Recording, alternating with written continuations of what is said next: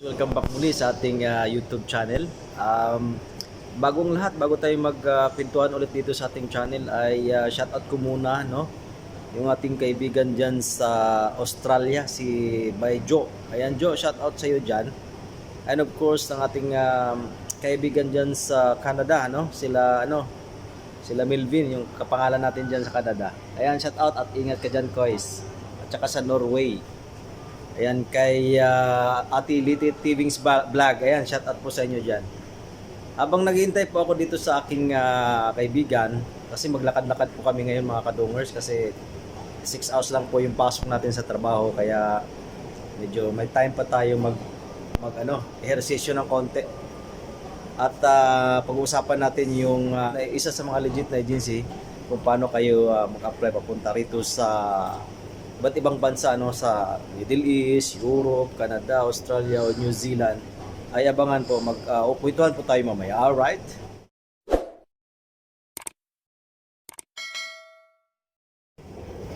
So yun mga kadongers, nandito na yung Kaututan Dila po yan, kararating lang. Late? Hindi. Late lagi ito eh. Maglakad-lakad kami kasi puro tulog na lang sa bahay kasi ang pasok kasi po ng oras namin ngayon, lalo ngayon pag Ramadan, mga kadungers, 6 hours lang. So mahaba yung oras, lalo na to mahabang oras. Kasi nasa field ito eh. Ako nasa mall.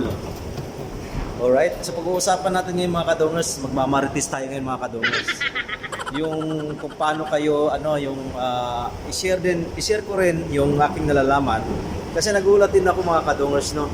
Kasama ko pala siya sa trabaho, pero nung kumain kami ng shawarma at nagkwentuhan kami, agency rin pala siya, dumaan din pala siya ng agency dyan sa Pilipinas. At take note mga kadongers, wala siyang binayaran na placement fee. Hindi kagaya ng Kaututan Dila ko, nagbayad siya sa isang agency doon, hindi ko alam po, nakalimutan na daw po niya, 30,000 daw yung binitawan niya pera. Napakalaki, no? So yung kaibigan ko, kasama ko mismo sa trabaho, wala talaga. Pag-usapan natin yan, lalabas lang kami mga kadongers. Saan ba tayo? Ako, napakalayo na natin. Lakad-lakad lang naman ang purpose natin eh. Ikot tayo. Ito. So yun ang mga kadongers, no? Alam kong interesado ka kasi nandito ka ngayon, nanonood ka sa ating munting channel. So talagang para sa iyo itong video na ito. Kung kayo po ay may mga experience na, no? Kasi itong agency na ibibigay ko sa inyo, hindi naman ako, disclaimer lang, hindi po tayo agent, no? Sinishare lang po natin yung nalalaman din po natin para sa ating mga kababayan dyan, mga kadongers dyan sa Pilipinas. Yung gusto bang mabago ang buhay, tama ba? Ha? Tama. Yung gusto bang magkaroon ng pagbabago sa buhay, yung tawa siya eh. Totoo, yung kung ikaw, yung may kunting pagbabago sa yung karera, no. Hindi ako dumaan ng agency before. Kasi dati hindi naman mahigpit pwedeng mag-visiting. Ngayon kasi medyo hindi na pwede ang visiting dito. So talagang dadaan po tayo ng agency. So wait lang kasi mayroon tayong dadaanan dito na parang security.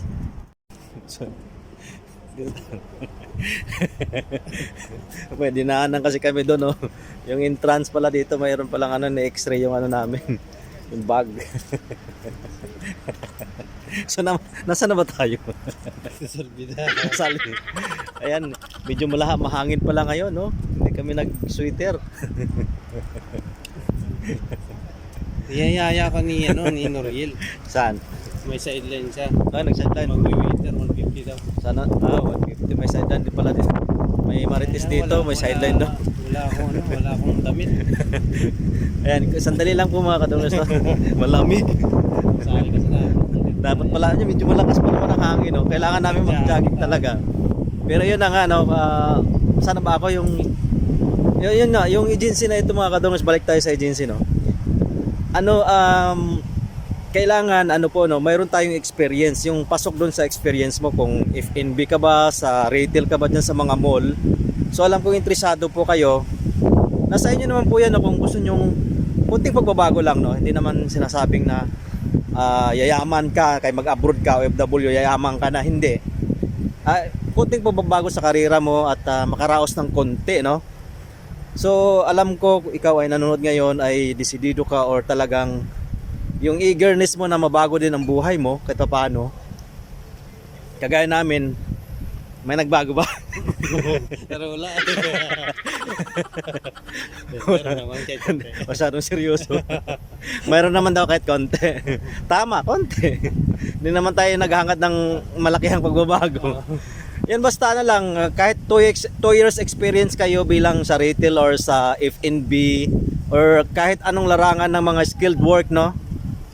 Lalo na sa mga technician, ganyan, electrician, o kahit ano, kahit professional dyan. Itong agency na to guys ay wala talagang ano, wala kayong mabayaran na kahit 5, wala kayong mabayaran. Isa sa mga top 15 na agency dyan sa Pilipinas. License po ito sa ano, sa POA, talagang lisensyado sa rehistrado. Tapos nagulat nga ako yung kasama ko sa trabaho, nabanggit ko kanina, no? Kumakain kami, kwentuhan kami. Paano ka pumunta rito, do? Kasi Bisaya din siya, taga Misamis. Apply agency. Ha? Anong agency? So gano'n, no? So nag-apply daw siya, unang apply niya. So parang ano siya, na-deny. Kasi wala pa siyang experience. So nag-apply daw siya sa ano, fast food. Fast food, ayaw ko nang banggitin, no? Fast food. So nung nagkakaroon siya ng experience, 1 year yata yon, sabi niya, bumalik siya sa agency. So nagkaroon na siyang experience, parang natandaan daw niya, natandaan yung babae, yung nagasikas sa kanya. So from then, hindi siya nag-expect, pero nung time na yon, umuwi na siya ng lugar nila.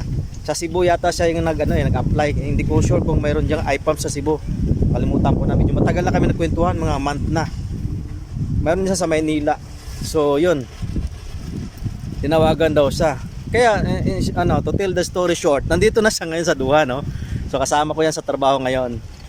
So yung agency na yan ay IPAMS. Ayan, kung naririnig nyo naman yan. Narinig mo ba? Narinig ko. Yan, napaka-legit.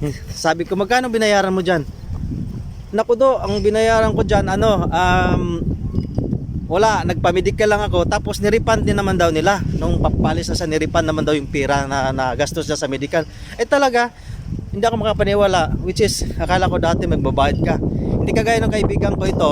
Nagbabayad daw to ng placement fee dati 30k 8 years ago. So nagulat ako, wala daw siyang binayaran kahit piso. Kaya pangalawang kumpanya niya, nito kasama ko na sa trabaho nga. Unang company, so ganun din sa retail din siya, no? Mga sales associate kasi, no? Kami mga sales associate sa retail field. So malamig ah. Malamig. So yun, no, yun ng ano ko, IPAMS. Ngayon ko ikaw interesado, hindi ako agent. Baga sinishare ko lang yung information na ito kasi sayang, no?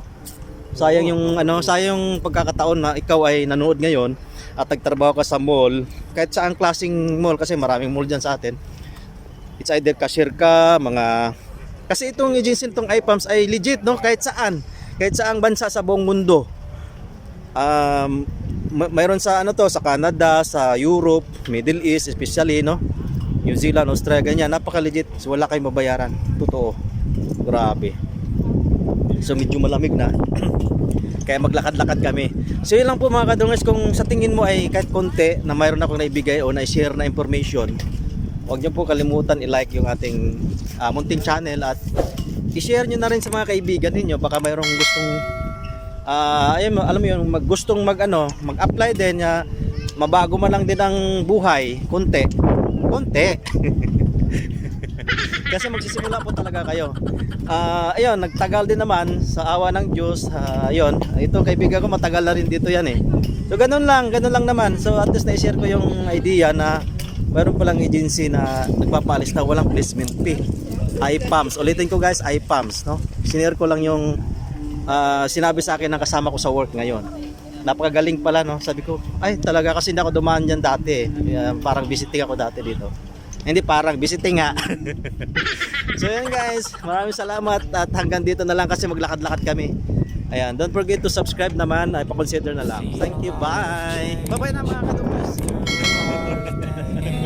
Some things are not the same as they were a year ago, but all will be okay. I move on each and every day. The past is where